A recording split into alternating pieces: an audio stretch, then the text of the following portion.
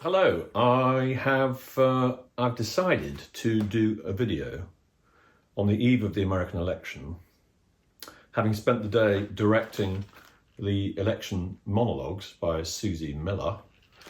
That's probably back to front, but we did that at Park Theatre today. Susie Miller, who wrote Prima Facie, put together these extraordinary monologues of real people that she and Abigail Gonda of the BBC spoke to in Idaho about the realities of the disappearing abortion rights and the pressure on libraries coming from fundamentalist Christian people carrying guns into libraries and complaining and making themselves unpleasant. So we did these monologues. Anyway, it's the election tomorrow. And something that I like to do when there's an election is to play around with the iChing. What is the iChing? The iChing is the oldest oracle known to us. It's at least 5,000 years old, they say. It's a system of Chinese divination. I suppose one could say that it is rooted in Taoism or Taoism.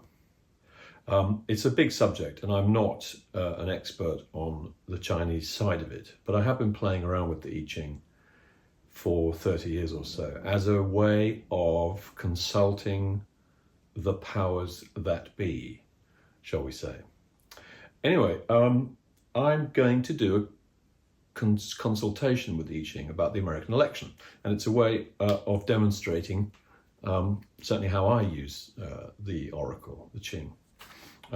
It's a mystifying thing, but I've used it for so long because A, I need a lot of help because I'm a bear of very little brain, and B, it's like having a wise elder with a hand on your shoulder, or a wise uncle or a grandfather.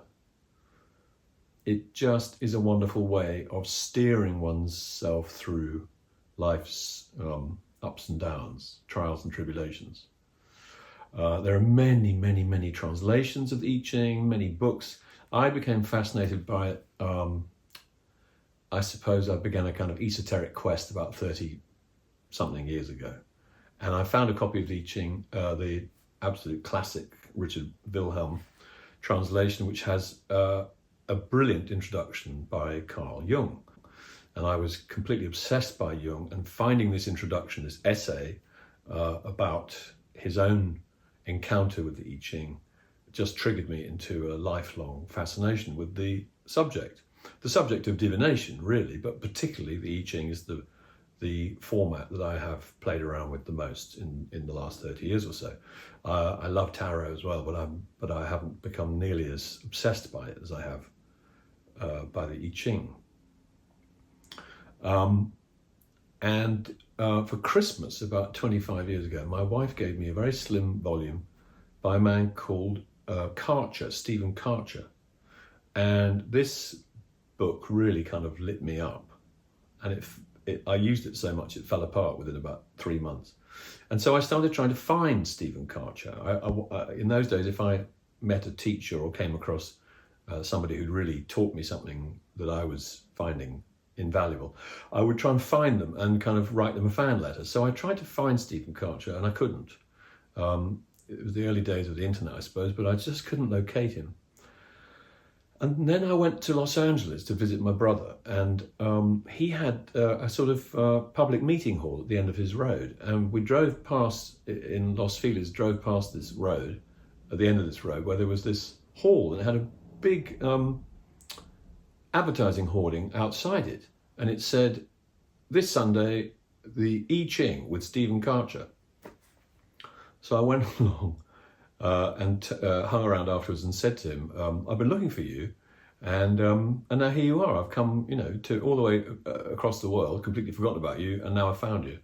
And he was very tickled by that. So Stephen, who I hope is still alive, he'd be quite old by now, but he wrote some wonderful, wonderful books about the iChing. And he gave me some lessons and some coaching and some mentoring around the iChing. So he was really my teacher. In the last few years, I've come across an extraordinary resource, which is on ye old internet, and it's a guy called James de Corn. I'll put it up somewhere in the links, and maybe try and get a cutaway.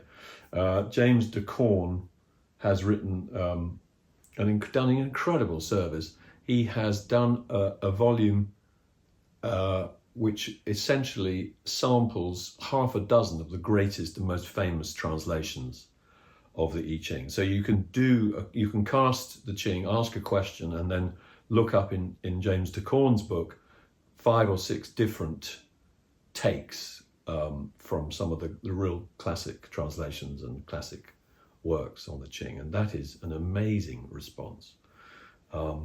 James de Corn was certainly active on Facebook until a few years ago when I came off Facebook, but he would also be pretty elderly by now. But the PDF he has made completely free and available on his website, which I will put in a link below. Anyway, so the thing about Stephen Karcher is that he came up with, the traditional method of casting the iChing is done through the yarrow stalks by having a certain number of yarrow stalks and dividing them again and again. So you end up with a hexagram. A hexagram is a 6-line figure.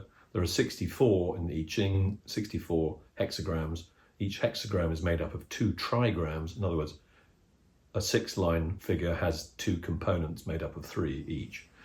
So the traditional way is to use the yarrow stalks, but the most famous and obvious way is tossing coins, heads and tails. It's a system of probability. But Karcher came up with this idea of using coloured beads, and that's the way I do the iChing. So I've got these coloured beads, and again, I'll try and do a close-up at some point.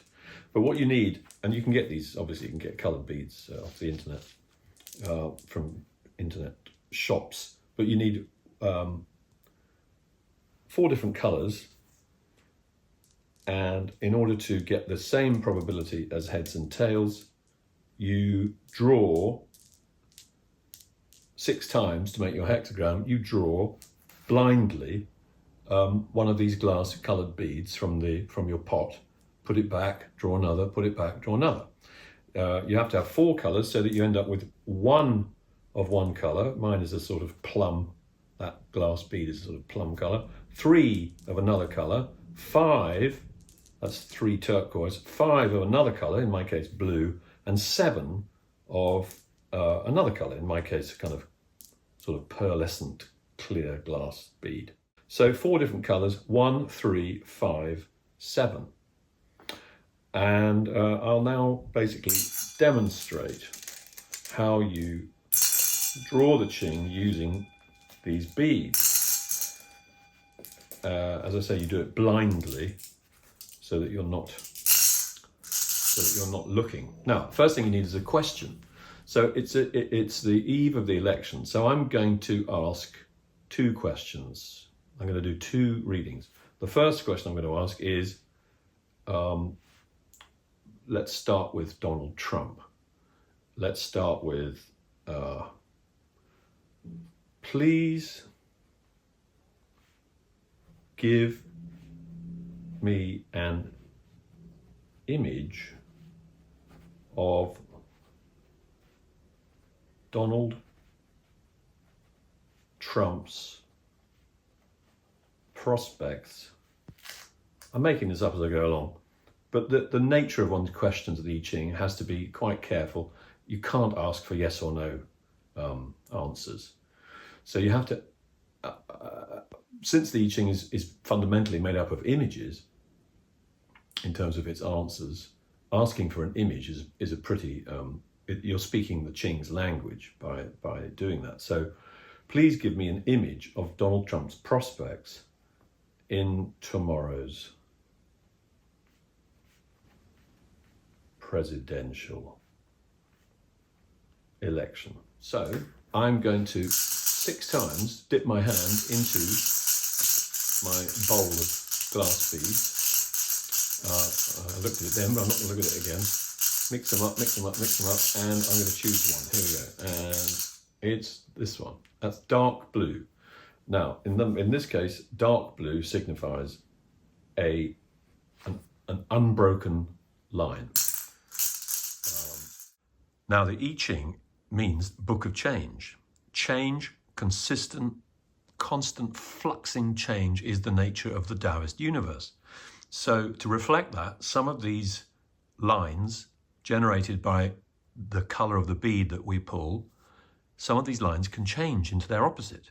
Specifically, color number 1, of which there is only one bead, and color number 2, of which there are 3, if you pull those beads, you generate a line which has the power to change into its opposite. So I'm picking out another one, and it's one of the clear ones, which is a broken line. Here we go, number 3. And this time it's another clear one, so that's another broken line. So our first trigram is unbroken, broken, broken. That's the bottom 3 lines. You always construct your hexagrams from the bottom upwards. Start with the lowest and then build up to the top. I don't know why that is. Somebody will know. And I'm going to pull out another one. It's another clear one. So that's another unbroken line.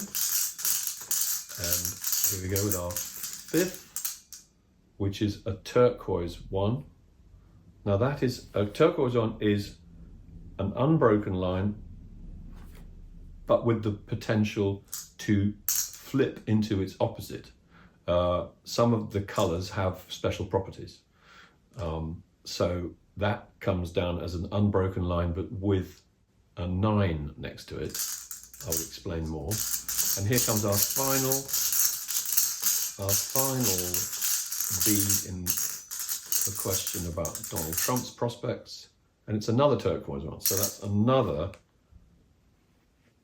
unbroken line that will change into its opposite, because the thing about an iChing reading is that you can get a second hexagram from the properties of the first one.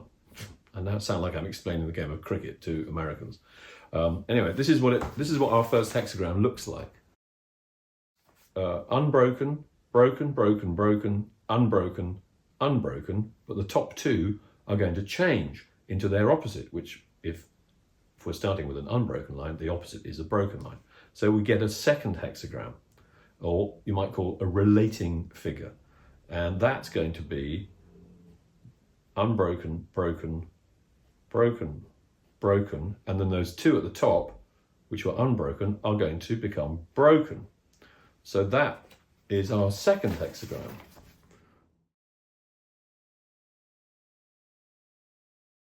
And then I'm also going to do a third figure over here, which I call the HP. This is after Stephen Karcher's idea. The HP doesn't mean higher power, doesn't mean Harold Pinter, but does mean hidden possibility. Now, in a hologrammatic universe, the hidden possibility is an echo of the future. It's a possible vibration further down the road. And we get the hidden possibility, which is over here, by taking the 2nd, 3rd, and 4th lines and building a new hexagram with those. So 2nd, 3rd, and 4th of the original would be this one, and this one. So there they are, da, da, da. And then taking the 3rd, 4th, and 5th of the original and placing them as a trigram above. So bottom 3, top 3, dum, dum, dum, there they are, bob, bob, bob. So you get a new hexagram using 2, 3, and 4, 3, 4, and 5. 2, 3, and 4 at the bottom, 3, 4, and 5 at the top. And it gives you an amplifying future vibration. So we've now got our reading. So I'm going to go to the hexagram key, which I'll show you in a little cutaway probably. And then you look up your hexagram and you start on the left-hand side, and then you go to the top. You'll see what I mean. So we're going the bottom three, the trigram is Chen, and the trigram is Sun. So Chen and Sun gives us 42. The next hexagram I already know is 24. That's the relating figure. And I'm just double checking that I know what I'm talking about, but I do. And the last one, the hidden possibility, is 23. So we'll just have a very quick look at number 42. We'll just do the headlines. You know, you can do an iChing reading can be very elaborate and complicated and detailed, and probably should be. But this is the age of the internet, so we're going to go for the headlines. And number 42, which is our first reading, James de Corn calls it increase. The symbol of addition, gain, augmenting, help from above, benefit, advantage, profit, expansion. I'm just looking for headlines here. Take advantage of your opportunities. The superior man, who would be a man living in integrity with the Tao, recognizes his duty and rectifies his mistakes, or accentuate the positive, eliminate the negative. And there's a nice little quote here from the philosopher Maimonides. If a man continually weighs his actions and aims at the mean, he is in the highest of human ranks. In that way he will come close to God and will attain what belongs to him. This is the most perfect of the ways of worship. Essentially, this hexagram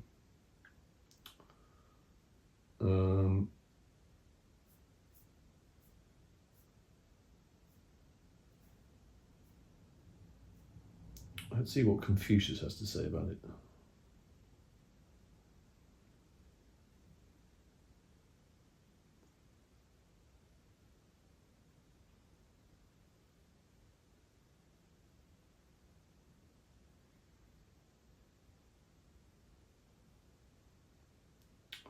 We have the two trigrams, movement and humility. My mouth is slightly drying here because I'm hoping, of course, that I am hoping that Donald Trump will not win the election myself. But this is quite a positive hexagram, and essentially it's saying that wind and thunder are symbolized in the image, and it's not a negative hexagram to get. It's implying that the receiver of this hexagram, or the person about this hexagram's about, that the image that we're being given is of somebody being helped from above. Situation of increase and advance. It emphasizes that expanding the quantity and quality of your involvement is the adequate way to handle it. To be in accord with the time, you are told, increase, augment, pour more, add more, pour more in. So you could interpret that as saying, whatever Donald Trump's result is, he should keep being very effortful in pouring more energy into what he wants to achieve. Now, of course, that has already been predicted, that he would lodge protests if it looked like things were going against him. They've already put into place many hundreds of legal representatives who are ready to contest the results. That would certainly be Trump pouring more energy into getting what he wants. Doesn't say whether he would achieve that or not. That's a quick riff. But we do have two changing lines. The top two lines, line 5 and line 6, the two lines that were unbroken, that became broken in the relating figure, that gave us the relating hexagram 24. So I'm very quickly going to look at lines 5 and line 6, which each have their own little legend. Every single line in the Qing, each hexagram of 6 lines, each of those 6 lines has a little kind of mythological nugget to it, a little myth or image. So in this case, the image suggests, this is line 5, the image suggests a cornucopia of power flowing to meet that which is receptive to it. The image suggests the self bringing increase to its satellites. Now the self, in Jungian terminology, which James de Corn is very keen on, the self is that part of a human being which is a part of God, if you like. In other words, very much not the ego. The ego, which is the conscious self, is supposed to serve the bigger self.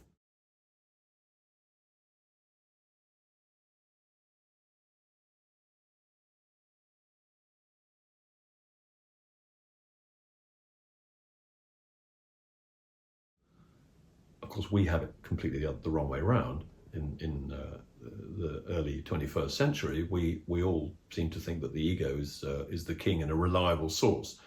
According to Jung's idea, and indeed Taoism, and there are those who say that fundamentally Jung was a Taoist, in the Taoist idea, the self with a capital S is Lord, and the ego should be servant to that fragment of the divine, if you like. So the image suggests the self bringing increase to its satellites, which is not negative. The possibility that the satellites, in other words, the ego, the autonomous complexes of a person, are somehow rewarded by the greater powers. Line 6, the top line, we have, just quickly whizzing through, there's quite a lot of information here. Here are the headlines of line 6. Vacillation of will invites rebellion of unconscious forces. A warped sense of priorities leaves the work vulnerable to a setback. Self-centeredness invites defensive or hostile responses. Well, vacillation, well, I don't know whether one could accuse Trump of vacillating. He's such a monomaniac that he's extremely focused on himself day and night. But rebellion of unconscious forces is interesting. A warped sense of priorities, which I think Trump definitely seems to give evidence of. A warped sense of priorities leaves the work vulnerable to a setback. The work, of course, in the iChing's terms, is the constant self-correction that leads to a person individuating, to use another Jungian term. Self-centeredness invites defensive or hostile responses. Is there a more self-centered person on the planet than Donald Trump? I don't think so. Certainly not running in the presidential election. I am no great fan of Harris. But self-centeredness invites defensive or hostile responses. So part of what's happening here, which is not infrequent with the Qing, is that there seems to be a paradox in the responses. Seems to be a certain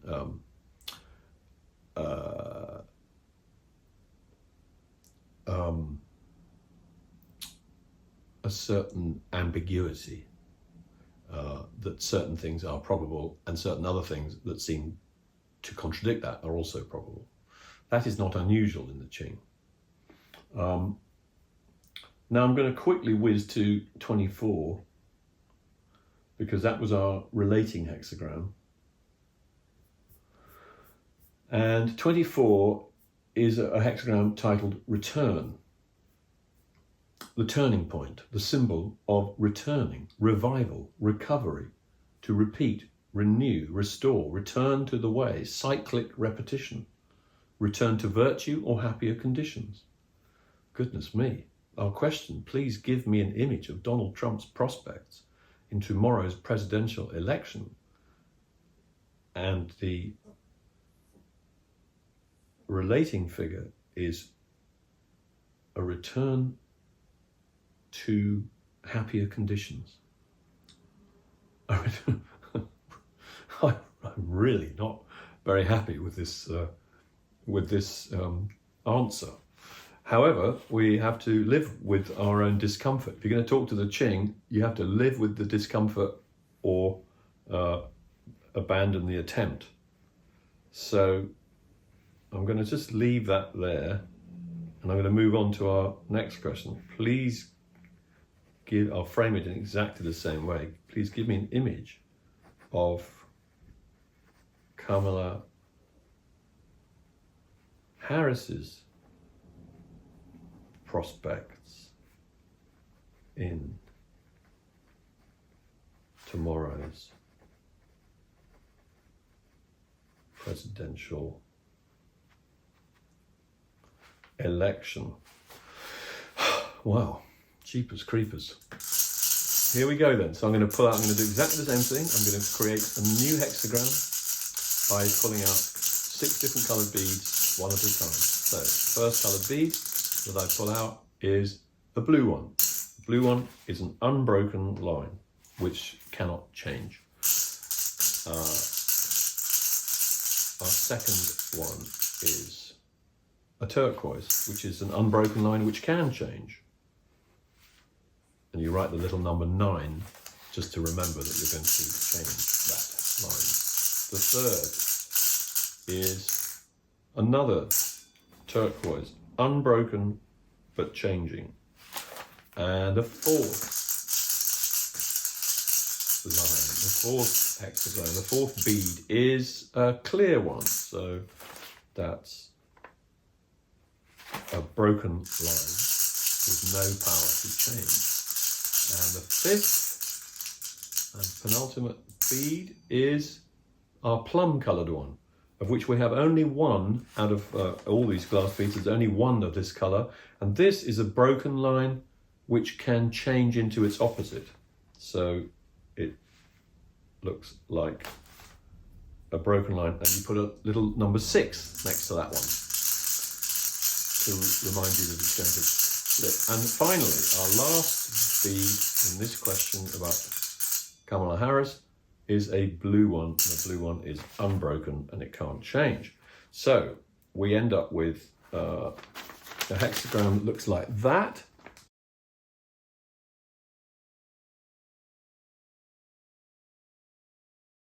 And it's got 3 changing lines. So we create our relating figure by flipping all the lines that can change into their opposite. So we end up with unbroken, broken, broken, broken, unbroken, unbroken, and then I'll make a little hidden possibility one, and that is that. I didn't comment on the hidden possibility of the first question. In fact, it's number 23, which is disintegration. So there's a hidden possibility within that first answer that there will be some kind of falling apart. So now we're going to go back to our hexagram key to look up these, and it's the lower trigram is Chewy and the upper trigram is Ken, and that gives us 41, number 41. There is 64, remember. And then we go to the relating figure, which the lower trigram is Chen and the upper is Sun, and that is our friend 42 again, which is interesting. It's a little synchronicity there that there's a similar response as part of the answer. And then our hidden possibility is number 54 is the hidden possibility. Okay, so headlines. 41. Our question again, please give me an image of Kamala Harris's prospects in tomorrow's presidential election. 41.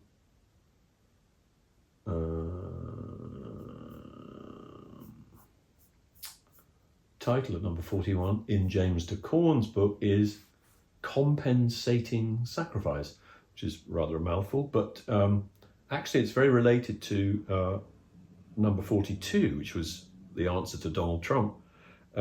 If that answer is increase, 41 is decrease. The symbol of lessening, loss, diminishing, decline, dynamic, balance, sacrifice, not necessarily material loss, can mean decreasing the lower self to increase the higher, but that's a big headline for Kamala Harris. Loss, diminishing, reduction, decrease. On the other hand, some of the varied headlines say that decrease combined with sincerity brings about supreme good fortune without blame. That's pretty paradoxical. Loss accompanied by confidence, sublime good fortune, and no error. It is favourable to have in view some goal.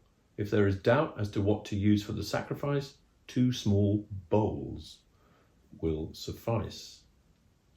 You get that kind of very enigmatic and somewhat archaic note. This hexagram describes your situation in terms of sacrifice and loss. Emphasizes that lessening yourself and decreasing your involvements is the adequate way to handle it. Kamala Harris, an image of Kamala Harris's prospects in tomorrow's presidential election is basically loss. That's what we're seeing. That's what we're seeing from the Qing. Loss indicates that with confidence there will be great fortune, no error. Loss and great fortune.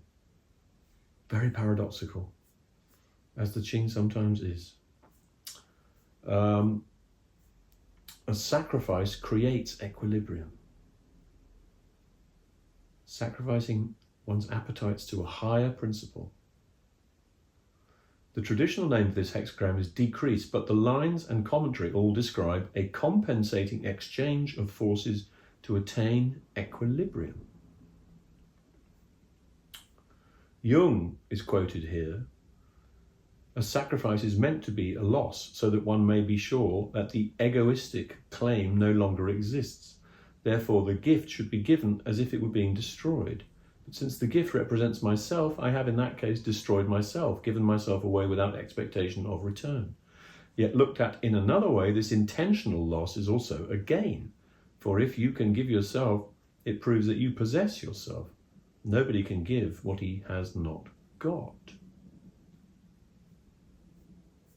So,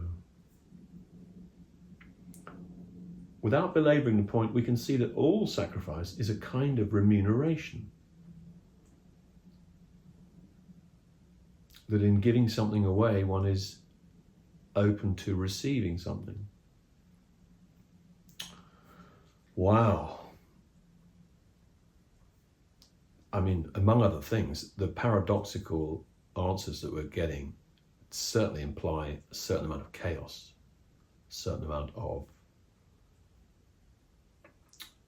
non-resolution, I would say. Things are left hanging by these answers. Let's have a quick look at these lines.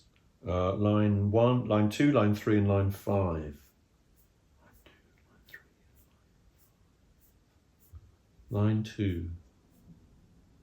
You serve the work best now by remaining in place.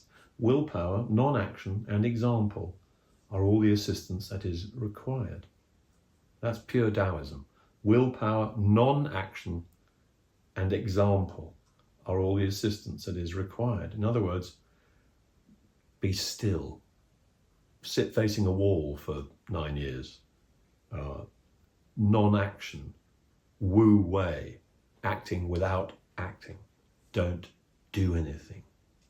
That's the essence of Taoism in its simplest form. Maintain the status quo. Well, that's interesting. what is the status quo? The status quo is that Joe Biden is the president, but I suppose he will stop being the president. When does Joe Biden stop being the president?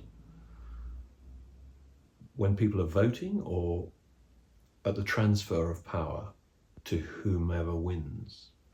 Don't know. Line 3. The image suggests a sorting out of affinities to attain balance or unity. Forces are seeking their natural level. Birds of a feather flock together. That seems to be a kind of image of flux, continuing flux. Forces seeking their natural level. They're still actively seeking it. The birds are flocking together.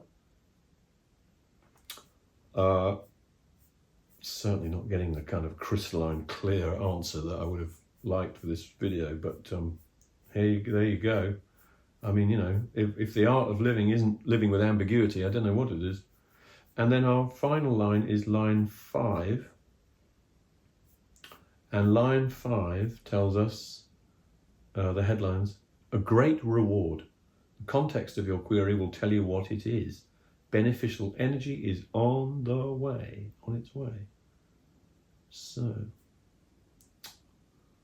that's interesting. There's a note here from the editor, who would be Jim DeCorn, on this line. The most ancient method of divination in China involved the use of tortoise shells, called plastromancy.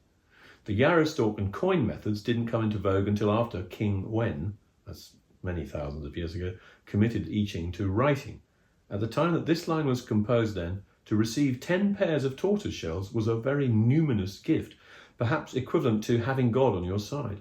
The blessing from above is mentioned by some commentators as a reference to the oracles obtained through divining with the tortoise shells, and could be construed as an endorsement of your interpretive skills. I'm not sure I'm giving a good demonstration of my interpretive skills. If only I had my 10 tortoise shells close to hand.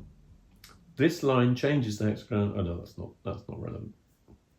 Okay, so even more paradoxical is that by having those 3 lines change, hexagram 41 changes in the relating figure in our question about Kamala Harris to 42, which was the answer we got to our Donald Trump question, which is to do with increase, to do with pouring more in, giving everything to your preferred outcome, which in Trump's case would be victory, right? So in a way, Kamala Harris is being advised to do the same thing. Pour more in to the outcome you want. Well, she wants victory as well. Her hidden possibility is also very bleak. Trump's was disintegration, things falling apart. Kamala Harris's is number 54, which is one of the more notorious figures, hexagrams in the Qing, because it is pretty uncompromisingly uncomfortable. It's called making do, or marrying the maiden, but it certainly advises to do as little as possible. I think that's fair, is it?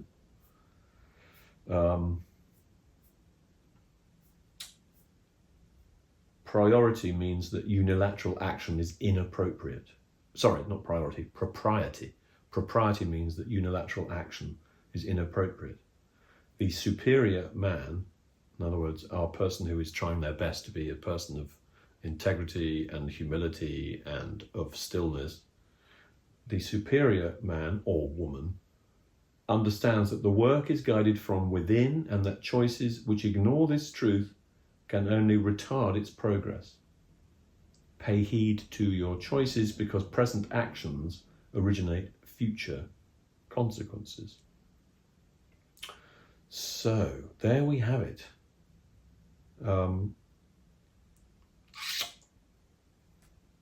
Absolutely not a clear outcome. And that is what people have been saying for months. That there will be dispute, there will be claim and counterclaim, there will be chaos and a mess, and it will take some untangling. That has been a lot of wisdom from the commentators, and also the esoteric commentators, the people like me who'd like to dabble in divination, have found that to be often the answer that they've got from the question. So